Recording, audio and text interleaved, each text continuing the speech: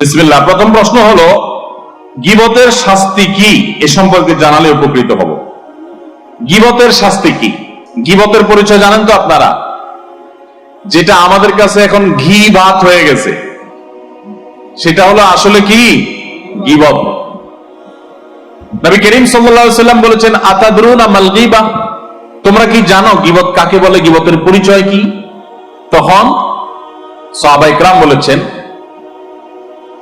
আল্লাহ রাসূল সাল্লাল্লাহু আলাইহি ওয়াসাল্লামের উপর ন্যস্ত করেছেন উত্তর দেওয়া। তিনি নিজে উত্তর দিচ্ছেন যে গীবত হলো যিকরুকা আখাকা মা ইয়াকরাহুহু, কোন ব্যক্তির পেছনে তার অগোচরে, তার অনুপস্থিতিতে এমন কিছু বলা যেটা তিনি শুনলে মনে কষ্ট পাবেন, এটার নামে কি? গীবত। তাহলে গীবতের জন্য কাউকে বদনামি করা, সে অর্থে বদনামি করাও জরুরি না, শুধুমাত্র কারোর পেছনে এমন কিছু বললেন যেটা তিনি শুনলে মনে কষ্ট পাবেন। যেমন লোকটা খাটো, আপনি তার পেছনে বললেন, ওই যে বাইকটা, এই যে বললেন না, এটাই গীবত হয়ে গেছে, কারণ এটা তার সামনে এভাবে বললে তিনি মনে কষ্ট পাইতেন। এই যে কারোর পেছনে তার মন্দ কিছু বলাটা গীবত, এটা যদি সত্য কথাও হয় তারপরেও গীবত হবে, বরং সত্য হলেই গীবত হবে। আর যদি তার পেছনে কোনো মিথ্যা কথা বলেন তাহলে সেটা হবে মিথ্যা অপবাদ, গীবতের চাইতে আরো জঘন্য গুনাহ। এই গীবত কবিরা গুনাহ, এটা মহা অপরাধ, ভয়ঙ্কর অপরাধ। আপন মৃত ভাইয়ের গোশত খাওয়া যেরকম জঘন্য অপরাধ, নোংরা গুনাহের কথা, কারোর গীবত করা ঠিক সেরকম গুনাহের কথা। আল্লাহ তাআলা কোরআনে এর সাথে এটাকে গীবতকে তুলনা করেছে। এজন্য ভাই, গীবত থেকে আমাদের বেঁচে থাকতে হবে। যারা গীবত করে, শয়তান তাদেরকে দুইটা মাসআলা সাপ্লাই করে, তাদের নিজের কাজটা যাতে দোষের মনে না হয় সেজন্য শয়তান তাদেরকে দুইটা মাসআলা ডেলিভারি করে। তার একটা হলো, শয়তান বলে যে আমি যার পেছনে সমালোচনা করতেছি এটা তো আমি সত্য বলতেছি, মিথ্যা বলতেছি না। যদি কেউ কারো গীবত করে আর আপনি বলেন ভাই কারো গীবত করেন না, গীবত করা গুনার কথা, তাহলে লোকটা কি বলবে? সে বলবে ভাই আমি যেটা বলতেছি সত্য বলতেছি, আমি মিথ্যা কিছু বলতেছি না। এই লোকটা গীবতের সংজ্ঞা জানেন না। একটা লোক খারাপ একটা কাজ করেছে, তার অগোচরে আপনি রাস্তাঘাটে, দোকানে পাটে, হেঁটে হেঁটে মানুষের কাছে, অনেক মা বোনরা আছেন যে কোন মহিলার কোন ত্রুটি পাইছে, অন্য মহিলাদের সাথে রসিয়ে রসিয়ে এটা গল্প করেন। তিনি যেটা করেছেন অন্যায়, সেই অন্যায়টাই তার পেছনে বললেই গীবত হবে। আর দ্বিতীয় যে মাসআলা শয়তান আমাদের ডেলিভারি করে, সেটা হলো যদি কাউকে বলেন আপনি ভাই গীবত করেন না, তখন বলবে ভাই এটা আমি তার সামনেও বলতে পারবো, আপনি কি মনে করছেন? তো সামনে বলতে পারবেন আপনি, এত বড় বেটাগিরি আপনার জাহির করার ক্ষমতা যদি থাকে, তাহলে পিছনে কেন বলতেছেন? সামনে বলেন, সেটা জায়েজ আছে, পিছনে বলা জায়েজ নাই। সামনে সুন্দরভাবে বলেন যাতে তার সংশোধন হয়। দেখুন ইসলাম কেন গীবতকে নিষেধ করেছে জানেন? গীবতের মাধ্যমে সামাজিক বিশৃঙ্খলা তৈরি হয়, অশান্তি তৈরি হয়, সম্প্রীতি বিনষ্ট হয়, সমাজ অশান্তির দিকে ধাবিত হয়। কিভাবে? একটা মানুষ খারাপ কাজ করেছে, তার অগোচরে আরেকজনের কাছে যদি তার দোষের কথা বলেন, তাহলে এই লোকটার দোষ কি সংশোধন হয়ে যাবে? যাবে না। বরং কি হবে? অন্যান্য লোক যাদের কাছে তার বদনামি করলেন, ওই লোকগুলো যার গীবত করেছেন তার সম্পর্কে ভুল ধারণা তৈরি হবে, জেদ তৈরি হবে, ঘৃণা তৈরি হবে, সমাজে তাদের মধ্যে দূরত্ব তৈরি হবে। তাহলে সংশোধন তো হলোই না, বরং তার দোষগুলো মানুষের কাছে বলে বলে বলে বলে তার অনেক ক্ষেত্রে সংশোধন হওয়ার পথ আপনি আরো রুদ্ধ করে দিলেন। গোটা সমাজের মধ্যে আপনি নোংরামি ছড়ায় দিলেন। আর যদি তার সামনে বলেন, তাহলে সেক্ষেত্রে কি হবে? ওই লোকটা তার দোষের কথা শুনে যদিও সে চেতে যায় বা উপর দিয়ে মনে কষ্ট জাহির করে, ভেতরে সে ঠিকই অনুভব করবে যে আমার তো এই দোষটা আসলে থাকা উচিত না। তাহলে তার সংশোধনের একটা সম্ভাবনা তৈরি হবে, সমাজ ভালো কিছু দেখবে। এজন্য ইসলাম বলে মানুষের প্রশংসা করবেন পেছনে আর বদনাম করবেন সামনে। প্রশংসা হবে কোথায়? মানুষের প্রশংসা করতে হয় তার সামনে না পিছে? তার অগোচরে। আর তার দোষ থাকলে সেই দোষের চর্চা করতে হয়, সমালোচনা করতে হয় সামনে না পিছে? সামনে। কেন? কারণ সামনে দোষের কথা বললে তার সংশোধন হবে, আর সামনে যদি প্রশংসা করেন তাহলে তো সে ফুলে যাবে, অহংকারী হয়ে যাবে, মনে করবে আমি অনেক কিছু হয়ে গেছি। তখন অহংকারী মানুষ সমাজে বাড়লে সমাজ কি সুখী হবে না অসুখী হবে? আজকে আমাদের সমাজে এত মাস্তানি, এত মাতবরি, এত গুন্ডামি, এত টাকার বাহার, এত অস্ত্রের ঝঞ্ঝনানি, এত শক্তি প্রদর্শনের যে অসুস্থ প্রতিযোগিতা, এগুলো অহংকারের কারণে হয়ে থাকে। মানুষ যদি বিনয়ী হয়, ভদ্র হয়, ভালো মানুষ হয়, তাহলে সে তো অহংকার করবে না, সে তো মাস্তানি দেখাবে না, গায়ের জোর দেখাবে না, সে তো পেশি শক্তি প্রদর্শন করবে না। ইসলাম সেজন্য মানুষকে সামনে প্রশংসা করতে নিষেধ করে। সামনে প্রশংসা করলে মানুষ অহংকারী হয়ে যায়, ফুলে যায়, দাম্ভিক হয়ে যায়, এবং তার কারণে সমাজ অশান্তির দিকে ধাবিত হয়। আর পেছনে প্রশংসা করলে লাভ কি হয়, যে এই লোকটার প্রশংসা যখন আপনি পেছনে করবেন, যাদের কাছে করবেন তারা তার সম্পর্কে সুধারণা তৈরি হবে, ভালোবাসা তৈরি হবে, সম্প্রীতি তৈরি হবে। মাশাআল্লাহ, তার ভিতরে এই গুণটা আছে, আমার জানা ছিল না, তাহলে তার প্রতি একটা হৃদ্যতা তৈরি হবে। এর মাধ্যমে সমাজে একটা সুন্দর আবহাওয়া তৈরি হবে। এই জন্য ইসলাম বলে মানুষের দোষ বলবেন সামনে, গুণ বলবেন পেছনে। কিন্তু এই কাজটা করতে বীরত্ব লাগে। আমরা বেশিরভাগ মানুষ হলাম এর উল্টাটা করি। মানুষের সামনে তারিফ করে পাম্পট্টি দিয়ে বাতাস দিয়ে ফুলাই তারে, আর তার দোষগুলা সব পেছনে বলি, অর্থাৎ তার কাছে ভালো সাজি, পেছনে তার দুর্নাম করে, গীবত শিকায়েত করে, সমালোচনা করে নিজের আমল বরবাদ করি, সমাজকে ধ্বংস করি। ঠিক না বেঠিক? এই জন্য ভাইরা, গীবত জঘন্য অপরাধ। সারাদিনে সবচেয়ে বেশি যে পাপ, যে কবিরা গুনাহ আমাদের দ্বারা হয়, তার ভিতরে একেবারে শীর্ষস্থানীয় কবিরা গুনাহ হলো এই গীবত। ঘরে ঘরে, জনে জনে এই গীবত হয়। অনেক সময় গীবত যে করি আমরা টেরও পাই না। ইসলামের নামে গীবত অনেক সময় করি আমরা। ইসলামিক বিভিন্ন গ্রুপ, বিভিন্ন দল, বিভিন্ন মত, বিভিন্ন বলয়, বিভিন্ন গোষ্ঠী, তাদের মধ্যে দেখবেন একদল আরেক দলের অমুকের বিরুদ্ধে তমুকের বিরুদ্ধে ব্যক্তিগত বিষয়গুলো নিয়ে তারা রসিয়ে রসিয়ে গল্প করে করে তারা সমালোচনা করছেন। শয়তান তাদেরকে বুঝতেও দিচ্ছে না যে তারা কবিরা গুনাহে লিপ্ত হয়েছে। আছে না নাই? ভাইরা আমার, আমরা কোন মুসলমান ভাইয়ের দোষ চর্চা তার পেছনে করতে যাব না। গীবতের শাস্তি কি? শাস্তি হলো, আপনারা মেরাজের সে হাদিসটি অনেকেই শুনেছেন। প্রিয় নবী সাল্লাল্লাহু আলাইহি ওয়াসাল্লাম মেরাজে যখন গিয়েছেন, তখন সেখানে তিনি দেখেছেন কিছু জাহান্নামী মানুষের শাস্তির চিত্র। ভয়াবহ ভাবে তাদের কিছু শাস্তির চিত্রকে আল্লাহ রাব্বুল আলামিন নবী সাল্লাল্লাহু আলাইহি ওয়াসাল্লামকে দেখিয়েছেন। প্রশ্ন উঠতে পারে, জাহান্নামে তো এখনো কেউ যায় নাই, কিভাবে এত সকাল তিনি জাহান্নামের শাস্তির চিত্র দেখেছেন? উত্তর হলো, গায়েব এবং অদৃশ্যের জগতের পুরো পরিস্থিতিটা আসলে কেমন এটা আল্লাহ তাআলা ভালো জানেন। তবে সম্ভাব্য একটা রূপ এমন হতে পারে যে হয়তোবা সেটা ছিল ডামি, যে এরকম হবে তেমনটি আল্লাহ তাআলা তার নবীকে দেখিয়েছেন। তো তিনি এরকম শাস্তিগুলোর ভিতরে একটা দেখেছেন যে কিছু লোক, তাদের কিছু নখ আছে, এই নখগুলো সাধারণ নখের মতো না, এগুলো সবগুলো হলো পিতলের, অত্যন্ত শক্ত। এই নখগুলো অত্যন্ত ধারালো। এই নখগুলো দিয়ে তারা তাদের নিজেদের মুখ এবং নিজেদের বুককে তারা ছিঁড়ে শেষ করে ফেলছে, রক্তাক্ত করে ফেলছে। এটা যে তারা সাধে করছে তা না, অর্থাৎ এটা অটো হয়ে গেছে, স্বয়ংক্রিয়ভাবে হচ্ছে, তাদের নিজের ইচ্ছার বাইরেই হচ্ছে। নিজের শরীরকে নিজে, ছোট ছোট বাচ্চা যেরকম নিজে না বুঝে খামচি দিয়ে নিজের চেহারাকে লাল করে ফেলে, রক্তে রক্তিম করে ফেলে, ঠিক এমনি ভাবে জাহান্নামীদের মধ্যে কিছু জাহান্নামী, তারা তাদের নিজেদের ধারালো এবং তামার তৈরি লোক দিয়ে আল্লাহ তাআলা তাদেরকে শাস্তি দিবেন, যে অটোমেটিক তাদের নিজেদের মুখ, তাদের বুককে তারা ছিঁড়ে ফেলবে, রক্তাক্ত হবে, জ্বলতে থাকবে, ব্যথায় কাতরাতে থাকবে, আবার করতে থাকবে, এটা তাদের হাতে থাকবে না। এই শাস্তিগুলো যখন হচ্ছিল, নবী সাল্লাল্লাহু আলাইহি ওয়াসাল্লাম জিজ্ঞাসা করেছিলেন জিবরিলকে, জিবরিল, এই কঠিন শাস্তির মুখোমুখি যাদের করা হয়েছে, এই লোকগুলোর অপরাধ কি ছিল?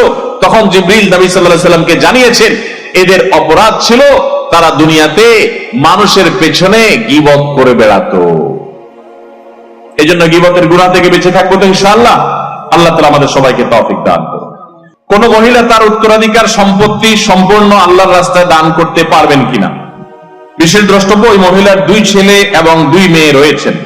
দেখুন, কোন মহিলা হোক কিংবা পুরুষ, যেই হোক না কেন, তার যদি সমস্ত সম্পদ, সমুদয় সম্পত্তি তিনি আল্লাহর রাস্তায় দান করে দিতে চান, একটা মসজিদ, একটা মাদ্রাসা, ধর্মীয় কোনো কাজ, ইসলামের উন্নয়নের কোনো কাজ, আল্লাহর দ্বীন বুলন্দ করার জন্য কোনো গুরুত্বপূর্ণ ভালো কাজে তিনি তার সমস্ত সম্পদ যদি দান করে দিতে চান, এটা জায়েজ আছে, যদি তার এই দানের কারণে মিরাজ যারা পাবে, অর্থাৎ ওয়ারিস যারা হবে, তারা কোনো প্রকার তাদেরকে ক্ষতিগ্রস্ত করার উদ্দেশ্য যদি না হয়।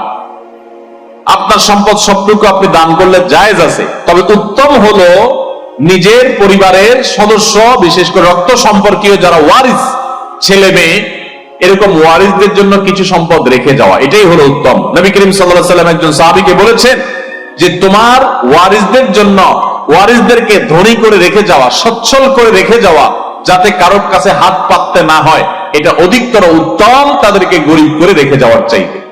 এখন কেউ যদি তার সমুদ্র সম্পদ দান করে দিলে সন্তানরা গরিব হয়ে যাবে, অভাবী হয়ে যাবে, অসহায় হয়ে যাবে এবং অন্যের কাছে ছোট হয়ে যাবে, তাহলে সেক্ষেত্রে সেটা কিন্তু অনুচিত কাজ হবে, অনুত্তম। কিন্তু করলে সেটা জায়েজ হবে এবং এটা হারাম হবে না। বিশেষ করে যদি এমন হয় যে সন্তানদের আরো আছে, তারা চলতে পারবে, সলভেন্ট, শিক্ষিত, স্বাবলম্বী, নিজের পায়ে যে দাঁড়িয়ে গেছে, তাহলে সমস্ত সম্পদ যদি কেউ দান করতে চায় সেটা কি হবে না? গুনাহ হবে না। কিন্তু যদি ওসিয়ত করতে চায় সেটা ভিন্ন বিধান আসবে। ওসিয়ত করতে চাইলে পরিষ্কার ভাবে নবী সাল্লাল্লাহু আলাইহি ওয়াসাল্লাম হাদিস রয়েছে, 3 ভাগের 1 ভাগ সমুদয় সম্পদের 1/3 ওসিয়ত কার্যকর হবে। তিনি যদি বলেন আমার সমস্ত সম্পদ দিয়ে গেলাম, 3 ভাগের 1 ভাগ এর মধ্যে ওসিয়ত কার্যকর হবে, আর বাকি 2 ভাগ ওয়ারিস এবং জীবিত আত্মীয় স্বজন যাদের হক আছে তাদের মধ্যে বন্টন করা হবে। শ্বশুর বাড়ি থেকে কোরবানির গরু গিফট নেওয়া যাবে কিনা? আপনাদের চট্টগ্রামের জনপ্রিয় গুনাহ, তাই না? সিলেট চট্টগ্রামে একটু বেশি হয়, সারা বাংলাদেশেই হয়, কিন্তু এদিকে একটু বেশি হয়। শ্বশুর বাড়ি থেকে কোরবানির গরু বা কোরবানির ছাগল গিফট নেওয়া যাবে কিনা? উত্তর হলো যে শ্বশুর বাড়ি থেকে গরু কিংবা ছাগল এগুলো গিফট নিতে পারেন যদি আপনি এত ফকির হন, এত ফকির পুত হন যে আপনার বাপ দাদা 14 গোষ্ঠী গরু ছাগল চোখে দেখে নেই। তাহলে সেক্ষেত্রে আপনি গরিব হলে, এই ফকির হলে যদি ভিক্ষা চান শ্বশুরের কাছে, আর শ্বশুরে আল্লাহ অঢেল সম্পদ দেয়, দয়া করে মায়া করে খুশি মনে যদি দেয়, বহু যদির পরে আপনার এই গরু হালাল হতে পারে। কিন্তু আমাদের সমাজে সচরাচর এই শ্বশুর বাড়ি থেকে কোরবানি গরু ছাগল দেওয়ার যে প্রচলন আছে, এটা যৌতুক হিসাবেই দেওয়া হয়। আর এই যৌতুক হিসাবে কোরবানির গরু ছাগল শ্বশুর বাড়ি থেকে নিলে সেটা জায়েজ হবে।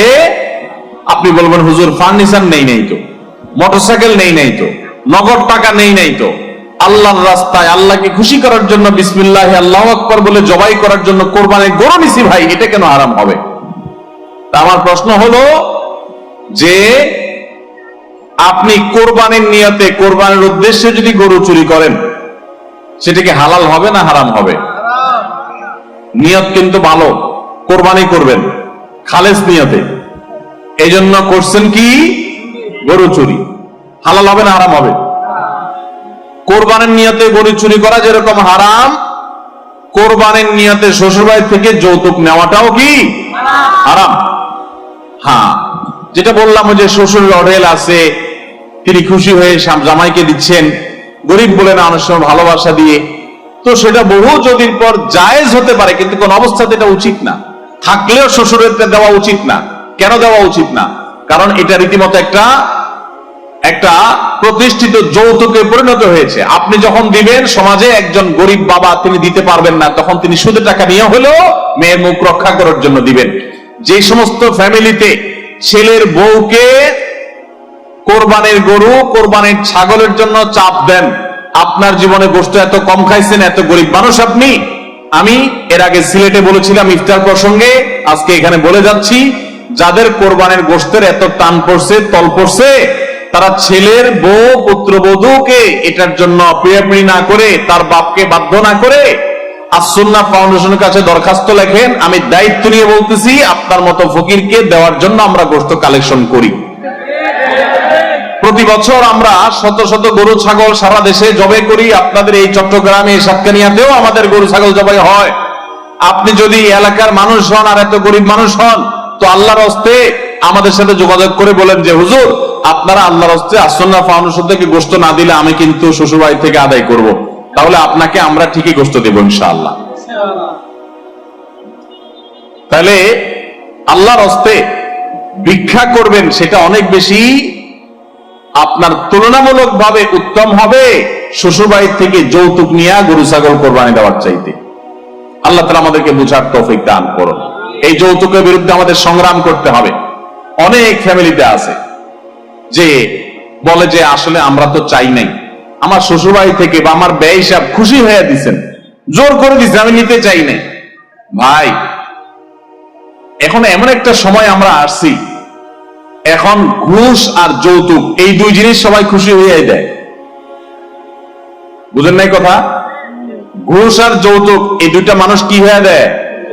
খুশি মনে দেয়। কারণ বেজার মনে যদি দেয় তাহলে তো খবর আছে, বুঝেন নাই?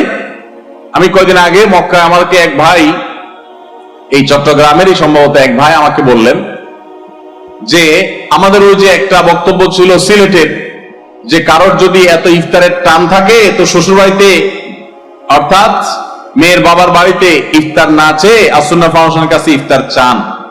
এই কথা কেউ কোনোভাবে লিখছে, সেটা ইমো বা এরকম কোন জায়গাতে স্টোরি হয়ে গেছে, নিজের অজান্তে হয়তো টিপাটিপি করে স্টোরি হয়ে গেছে।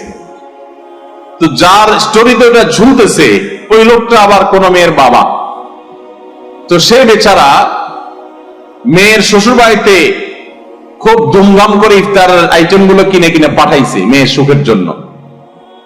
তো তার ব্যয়সাবরা ইফতারের আইটেম গুলো যখন গ্রহণ করতেছে, একই সময় তারা আবার দেখছে এই লোকের ইমোতে আমাদের ওই কথা লেখা যে ইফতারের তল পড়লে ফাউন্ডেশনের কাছে ভিক্ষা চান। তখন তারা ইফতারের সবগুলো আইটেম নাকি ফেরত পাঠাইছে, সত্য ঘটনা, সবগুলা ফেরত পাঠাইছে, বলে যে আপনারা একদিক দিয়ে ইফতার দিবেন আবার আরেক দিয়ে আমাদেরকে অপমান দিবেন ওই লোকের কথা দিয়া, এটা তো হয় না। তো আলহামদুলিল্লাহ, ঠেলায় পড়ে হোক, ইচ্ছায় হোক, অনিচ্ছায় হোক, যৌতুক সেটা ইফতারের নামে হোক আর কোরবানির নামে হোক আর খাট ফালানোর নামে হোক, এটা আলহামদুলিল্লাহ বন্ধ হচ্ছে। এটি আমাদের জন্য সান্ত্বনার বিষয়, আনন্দের বিষয়। ভাইরা আমার, যারা মনে করেন যে খুশি হয়ে ব্যয় হিসাব দিছে, খুশি হয়ে ব্যয় হিসাব দিছে, কেন আপনার ব্যয় হিসাব আমার দিতে পারে না? আপনারা কেন দেয়?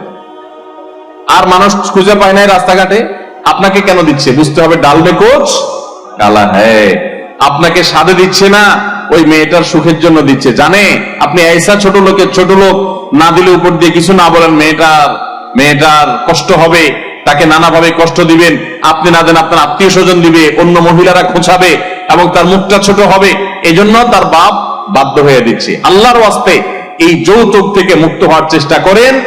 একজন বাবা তার মেয়েকে, একজন মা তার মেয়েকে জন্ম থেকে বড় করে একজন প্রাপ্তবয়স্ক মানুষ বানিয়ে শিক্ষিত করে তারপর আপনার কাছে দিয়ে দিয়েছে, বিয়ে দিয়ে দিয়েছেন, আপনার সংসারে চলে আসছে সারা জীবনের জন্য। মানুষটাকে গড়ে তুলছেন তার বাপ মা, আর তার সুফলটা ভোগ করছেন আপনি। আপনার উচিত বরং শ্বশুর বাড়িতে গিয়ে শ্বশুর শাশুড়িকে খেদমত করা, টাকা পয়সা দেওয়া, হাদিয়া তোফা দেওয়া, কারণ তাদের আস্ত একটা মেয়ে তুলে নিয়ে আসছেন। কত বড় ছোট লোক হলে তারা আস্ত একটা মেয়ে তুলে দিচ্ছে, আবার সাথে আপনি যৌতুক আশা করেন। এই সমস্ত কুপ্রথার বিরুদ্ধে আমরা সংগ্রাম করবো তো ইনশাআল্লাহ। আল্লাহ আমাদের সবাইকে অভিশাপ থেকে বেঁচে থাকার তৌফিক দান করবো না আমি। খাবার খেতে খেতে টিভি বা মোবাইল ফোন দেখা জায়েজ আছে কিনা? দেখুন, এটা তো এখন একটা কমন একটা বিষয় হয়ে গেছে না? আমরা সবাই কম বেশি এই রোগের রোগী। দেখুন, খাবার খেতে খেতে টেলিভিশন বা মোবাইলের স্ক্রিনে যদি হালাল কিছু দেখেন, ভালো কিছু দেখেন, তাহলে সেটা হারাম হবে না। আর হারাম কিছু দেখলে সেটা খেতে খেতে দেখলেও নাজায়েজ হবে, অন্য সময় দেখলেও হারাম হবে। হারামটা সর্বাবস্থা হারাম। ভালো কিছু দেখলে খেতে খেতে সেই দেখাটা বা ওই দেখা অবস্থায় খাওয়াটা হারাম হবে না, কিন্তু অবশ্যই এটা অনুত্তম কাজ।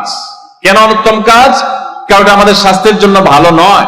ডাক্তাররা আমাদেরকে বারবার সাবধান করে খাবার সময় খাবারের প্রতি মনোযোগী হতে হয়। অন্য মনস্ক হয়ে খেলে তার স্বাস্থ্যগত উপকারিতার চাইতে অনেক সময় ক্ষতির আশঙ্কা থাকে। এই জন্য এটা এমনিতে অনুচিত। তাছাড়া এটা নেশার লেভেলে চলে গেলে, এডিকশন লেভেলে চলে গেলে, আসক্তির লেভেলে চলে গেলে তখন মানুষ এরকম করে। সেজন্য যথাসম্ভব এই বদভ্যাস থেকে আমাদের দূরে সরা উচিত। অনেকে আছে বাচ্চাকে মোবাইল না দেখাইলে, কার্টুন না দেখাইলে, ভিডিও না দেখাইলে বাচ্চা খায় না, আছে না নাই? ভাইরা আমার, আমি খুব শক্তভাবে বলতে চাই, বাচ্চাকে মোবাইল দেখায়া, কম্পিউটার বা টেলিভিশনে কোনো ভিডিও কোনো কিছু দেখায়া খাওয়াবেন না। এটাতে বাচ্চার খাওয়ার উপকারিতা যা হয় তার চাইতে ক্ষতি আরো বেশি হয়। এটা করবেন না। এখন আপনি বলবেন এটা না দেখালে তো খাওয়ায় না। আমার কথা হলো, আপনি একদিন দেখানো ছাড়া খাওয়ান, 2 দিন 3 দিন, যদি সে না খাইতে চায় খাওয়ায়েন না। তাকে বলে দেন যে তোমাকে এই সব দেখতে দেওয়া হবে না, তুমি খাওয়া খাও আর না খাইলে না খাও। ওই যে এক মুরব্বী চাচার ইয়া দেখছেন না, সারির সময় শেষ, খাইলে খাও না খাইলে না খাও, সিলেটি ভাষায়।